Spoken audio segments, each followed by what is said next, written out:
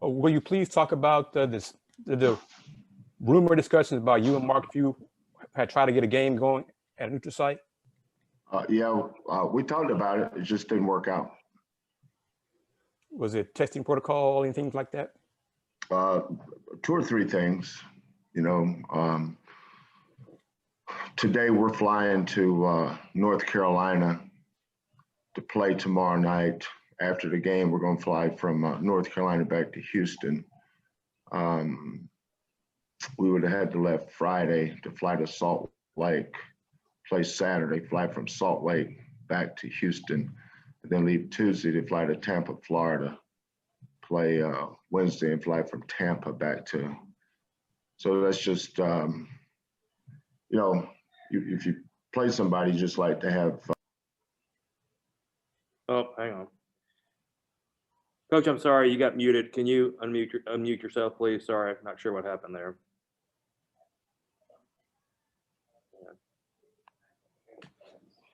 Hang on, sorry.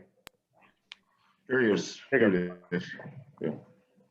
It was, a bunch of stuff. So, but we're getting ready for East Carolina. Looking forward to playing them. All right. Next question. Anybody have a question? We'll go to Joseph Duarte with the Chronicle. Joseph, go ahead, sir. Kevin, along those lines, has anything been decided on the Cincinnati game that you're trying to reschedule? They've thrown some dates out at us. These bye weeks are tricky because of the game. Like going to East Carolina, that's in the plane we use, that's a 2-hour and 45-minute flight, which means it's a 2-hour and 45-minute flight. Well, depends on headwinds, it could be a 3-hour flight back. And then, let's say that we had gone to Salt Lake. I don't know how long that flight is. I'm assuming it's 3-hour flight or 2.5, 2:45, all the same. You fly back, you fly out there, you fly back, and turn around and fly from here to Tampa, fly back. You have to make a decision based on what's best for your team. So that's a bye week. Ideally, for Gonzaga, for instance, we would go to Gonzaga. So we would fly to North Carolina and back, then turn around and fly to Spokane and back, then turn around and go to Tampa and back. You're not going to put your team in that position for a game at this time of year. And the same thing with Cincinnati. Our next bye week is the week we play Memphis. I think that game's been moved to Sunday. So that bye week is where we might have some dates. But we know that's a home game. So they've looked at some dates there. Maybe Tuesday of that week is a possibility. But everybody's. I got a call last night at midnight from San Diego State, for instance. Brian Dutcher called me about possibly playing. But we're not going to fly to San Diego State on a bye week when it's sandwiched around 2 other road games. And then, but that's what I don't say that to say that's a game. I'm just saying that's the state of college scheduling now. Everybody's trying to figure out who can play, when can play. But you make your decision based on your team, nobody else. You're not trying to win a popularity contest here. You know your team. This has been a long, grinding season for a lot of teams. The mental wear and tear of your kids. They're not knowing. Yesterday was Monday, right? So we all got COVID. We all got COVID tested for. We did our COVID test yesterday. And I hold my breath. Nobody's thinking about any of this but me. I'm the coach. So we're just holding our breath until we get the results back. Joe Dooley, when they played Memphis the other week, we're getting ready for East Carolina, so I didn't know this. Joe Dooley didn't coach against Memphis, and he only has 7 or 8 scholarship players even available for that game. And then we're watching the Central Florida game. It's the same thing. He doesn't coach that game, and I think they had 7 guys available for that game. So, given all those circumstances, and then with this COVID testing and knowing that we're not necessarily in the home stretch now, but we are in February. And there's so much stuff that you just, unless you're coaching these teams and the daily wear and tear of the season, not just with the injuries, but the mental toll. I think that's the thing that as coaches that we're having to navigate that hasn't been there before. Just getting our kids in the right mindset for practice. Because, if you don't have the right mindset for practice, you might as well not practice. That's a big deal to me, is making sure we have the right mindset. But I think we have 6 or 7 kids that are testing right now regularly. I think we have 2 or 3 coaches. As I stated before, all 15 players at one point has tested positive, but at the time they tested positive, that meant they were exempt from testing for 90 days, but some of them are back into testing protocol now. The more recent ones are the ones that aren't testing. Same with the coaches. So, but our program we're not unique, and we're certainly not special. That's what everybody's having to navigate right now. Is the usually the only thing you worried about was fatigue and injuries, and just the grind of a season. We normally start conditioning Tuesday after Labor Day intensely. June, July, and August is not our, when I get them. When Coach Bishop gets them, he's not doing what I'm doing. When I do the conditioning, it's a whole lot different. So September, October, November, December, January. Now when you get into February, you're trying to get your team to the finish line. We're trying to navigate this thing. And it's not easy. No year is easy. This year's a little bit more, I don't want to use the word difficult. I just say tricky. It's a little tricky this year. So you got to be really mindful of your team. You coaches know their teams. Nobody else knows their teams. What you see from the outside is, you're just looking at superficial stuff. That doesn't matter. Guiding our team down this stretch is, and I know I come up with all these stupid analogies all the time, but it is a lot like landing a plane. You're battling turbulence.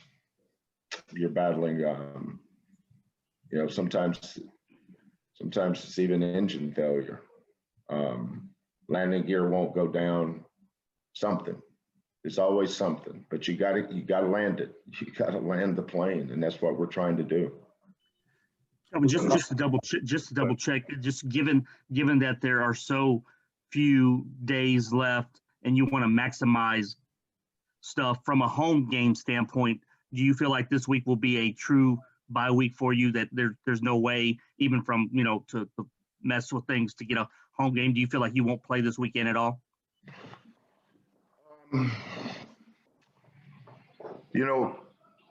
One of the things we might do, I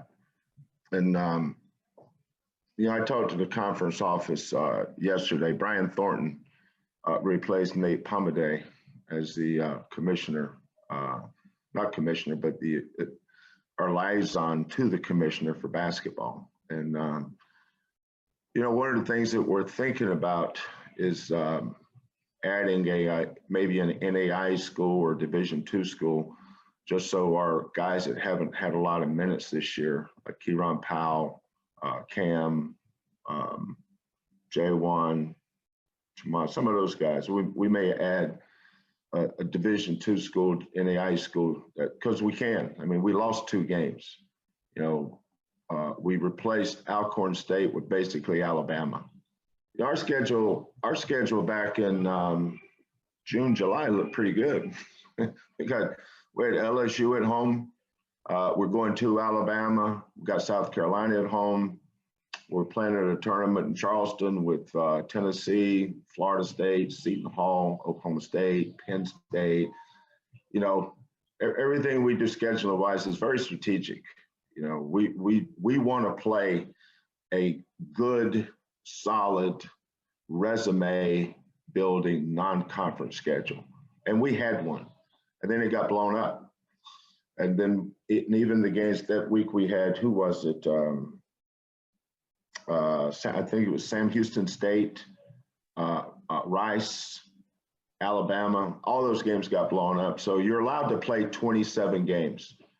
And right now, if we don't do anything, I think we're at 25, if I'm not mistaken.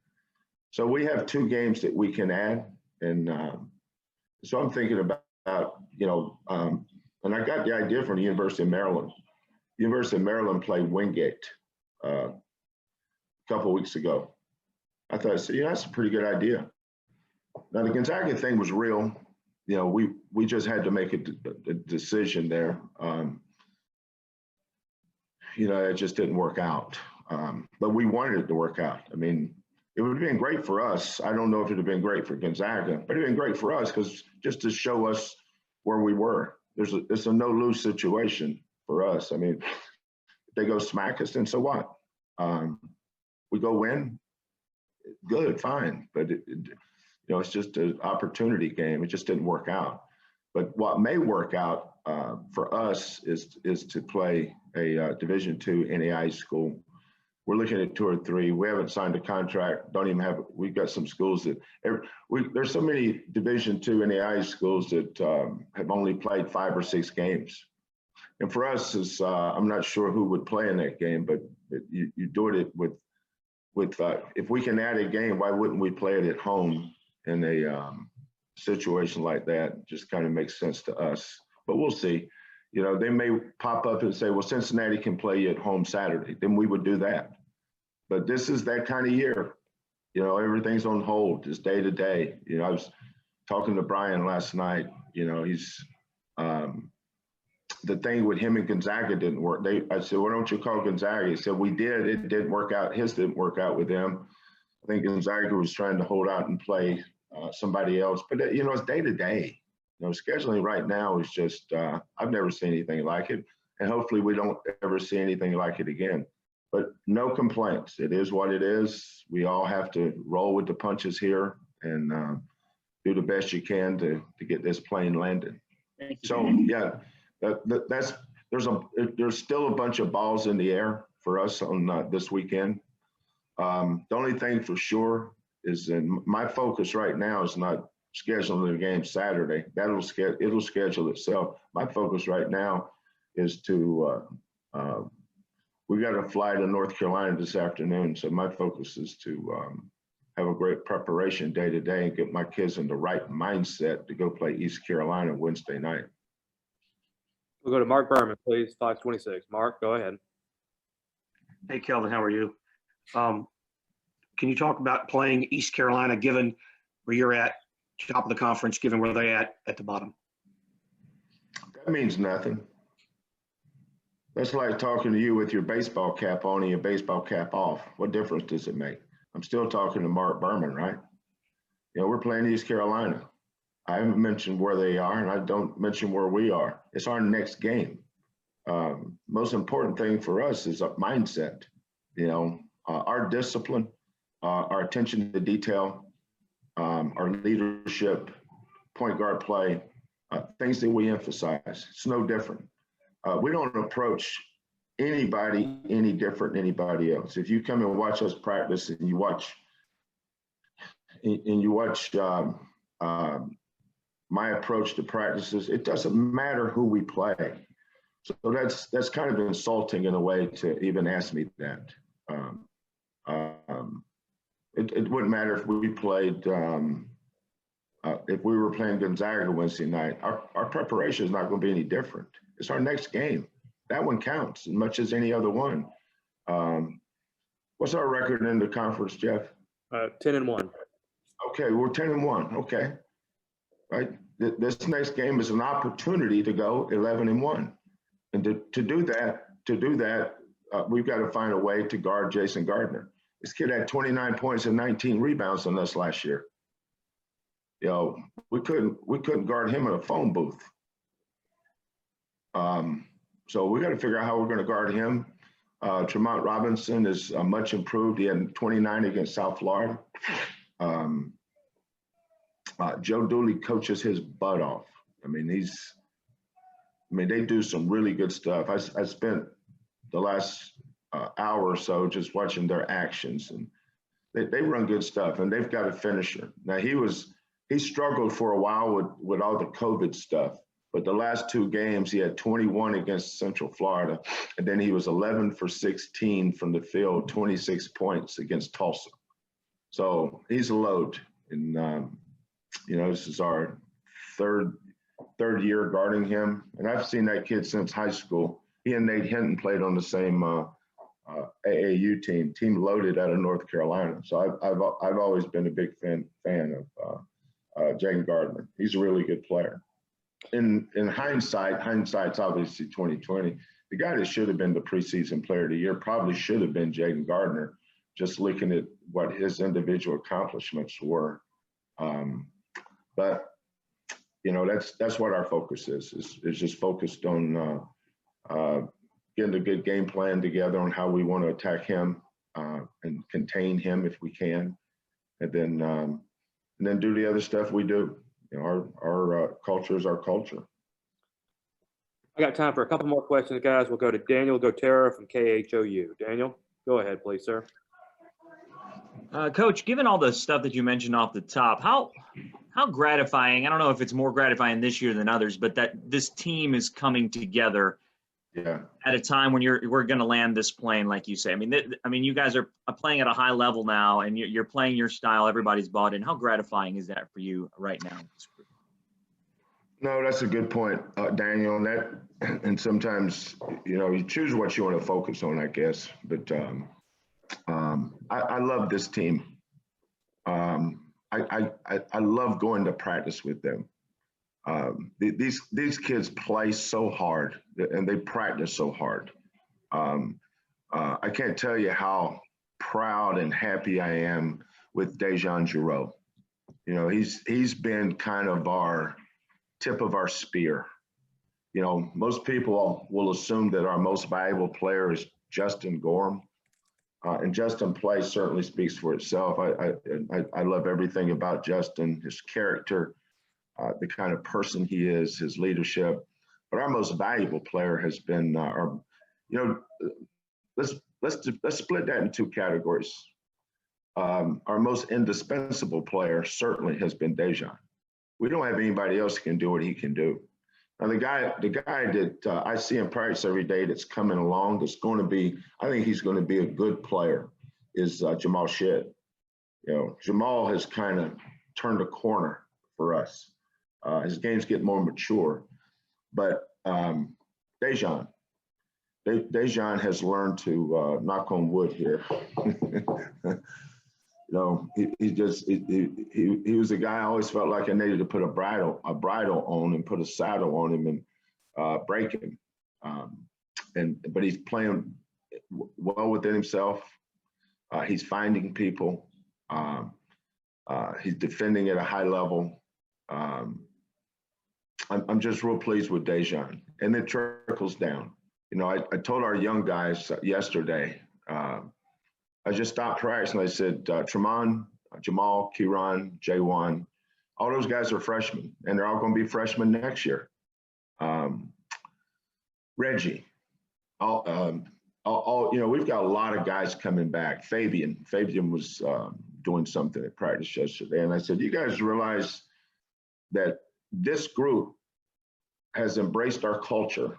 And I think about Devin and Wes and Nura, Rob, and then, that team kind of fed right into, it goes all the way back to Damian Dotson in that group. But each group has kind of adopted the group coming in. and taking it upon themselves to teach them what Cougar basketball is.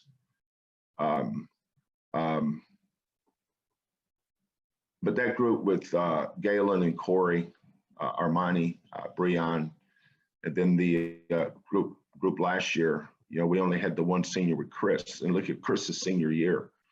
Now look at this group senior year, Bryson and Justin and DeJon. You know, we've been blessed that our seniors have completely embraced our culture, and they shared the vision that what this program's all about. And then they they help teach the younger guys. So my point to this younger guy was, you know, you're going to be in that position one day. That's why you have to embrace what we're all about. And until they surrender to playing hard, to be relentless in their effort, whether it's going after rebounds or loose balls or whatever we emphasize, I don't think you can ever be the kind of player you want to be. And that's why I'm proud of DeJon. DeJon's having the kind of year he wanted to have. Now we got a long way to go, and we're still, I think, trending in the right direction. I mean, we're a long way from being a great team. We're not a great team. I think we're a good team. I think we've got a ways to go. With all this COVID stuff, I think there's been a lot of stopping and starting all across college basketball. Some programs have been hit harder than others, and that shows in their play. So, you know, right down the road, you know, I can't tell you how impressed I've been with Shaka and what he's done with his program. But look at them last week. They play Oklahoma, and Shaka doesn't play. Two of their key players doesn't play. You know, you don't know when you're going to get hit by that, but it's going to affect you. Then you got to, and the challenge is coming out of it. That's what I found out. I didn't know how to handle this. I didn't know anything about any of this. I was telling Lauren the other day, I said, you know, I had this harebrained idea of having coaches donate 20 T-shirts and 10 pair of shoes. Next thing I know, we got 20,000 boxes in the Alumni Center. We got to find a way to distribute it. We had no idea what we were doing. And then we found out we weren't very smart, or at least the old ball coach wasn't very smart. And the same thing with this COVID thing. You know, you just navigate it best of your ability. I asked a lot of questions, lean on our medical people to see if we're doing it right, if they can just help me help these kids, and that's all I care about. But you know, we're getting ready to go to practice in a few minutes, but I enjoy going to practice with this team because they embrace work. Got time for one more question with Coach. We'll go to Chris Gardner, please. Chris, go ahead.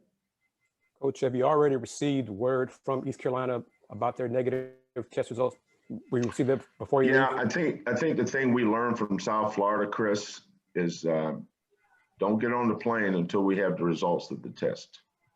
The only tricky school in our league with that is Temple. And it's not Temple's protocols, it's the city of Philadelphia. For instance, we couldn't stay, you know, we usually stay downtown Philadelphia at the same hotel just about every year. But we had to stay in a hotel, what was that, about 30, 40 minutes outside the city, Jeff? Yeah, that's correct, Coach. And how about this? I felt like I was at team camp in that hotel. Elon's women's team, I saw all these coaches up and down the elevators. Elon's women's team, Wichita State's women's team, Providence's men's team, Houston, and there was somebody else. Somebody was playing Drexel. But St. Joe's, Drexel, women's teams, men's teams, there's 5 different teams in the hotel at the same time because of the testing protocols in Philadelphia. So it's different everywhere you go. But that's a good question, Chris, because based on what we did at South Florida, you know, it's basically, it wasn't a wasted trip because we learned something, but we're doing the same thing. You know, there's protocol within each department. You have to send a signed document by your doctor and your trainer that everybody is negative. And if somebody's positive within the program, then that has to be on there too. So, but we don't get on the plane. I think part of the answer is to test earlier. You know, test at a time when you can get the results back and get them to the school so they can make a decision. Let's say that you have a staff member that tested positive, but he's not contact traced to anybody. Well, do you still want to come? Well, we have to make that decision, but we need to know that before we get on the plane. So you answer your question is before we get on the plane this afternoon, I think our plane leaves at 2. We'll have that information.